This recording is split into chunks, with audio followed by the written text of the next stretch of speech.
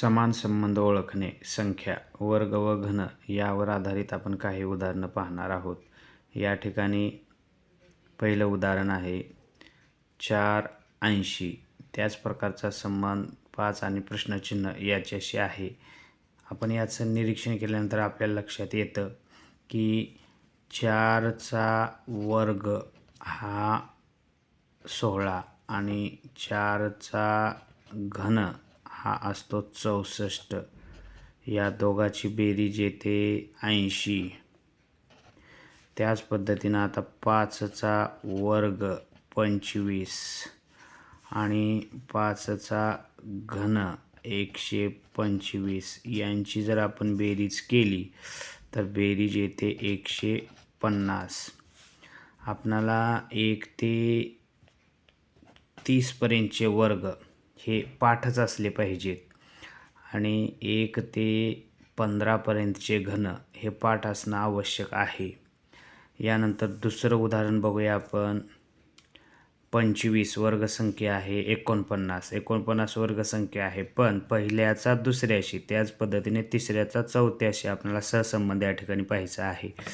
मग 5 अधिक 2 यांची बेरीज होते 7 आणि 7चा वर्ग या ठिकाणी आहे 49. त्याच पद्धतीने 4 आणि 9 यांची बेरीज होते 13 आणि 13चा वर्ग आपणाला पाठ पाहिजे, माहिती हवा आहे. 13चा वर्ग 169. त्यामुळे प्रश्नचिन्हाच्या जागी येणारा पर्याय आहे 2 169.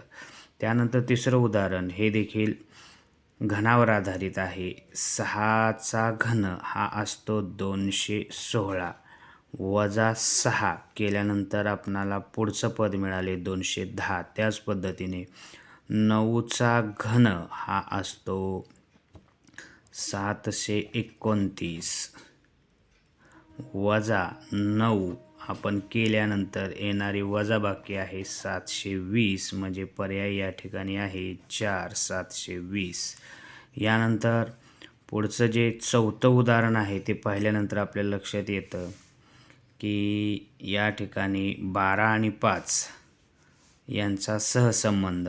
मग 1चा वर्ग 1, 2चा वर्ग 4, 1 आणि 4 यांची बेरीज येते 5. त्याच पद्धतीने 3चा वर्ग 9, 4चा वर्ग 16 यांची जर आपण बेरीज केली तर 16 9 25. त्यामुळे या ठिकाणी पर्याय क्रमांक 1.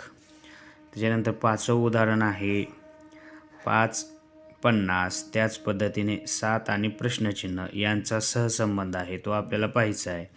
मग 5चा वर्ग हा 25 येतो. 25ची जर आपण दुप्पट केली तर 50. त्याच पद्धतीने 7चा वर्ग 49 आणि 49ची दुप्पट आपण केली तर येते 98. या ठिकाणी पर्याय क्रमांक 4.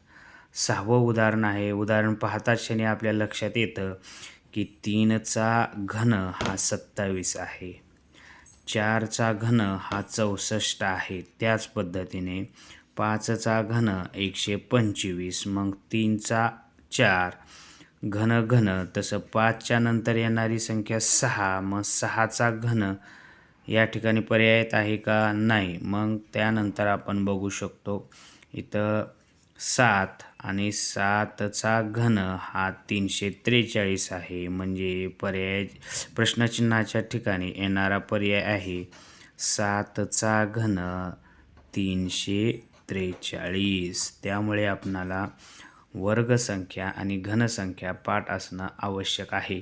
अशा पद्धतीचा आपण एक तक्ता तयार करून आपण तो अभ्यासला पाहिजे. वारंवार त्याची आपण काय केली पाहिजे?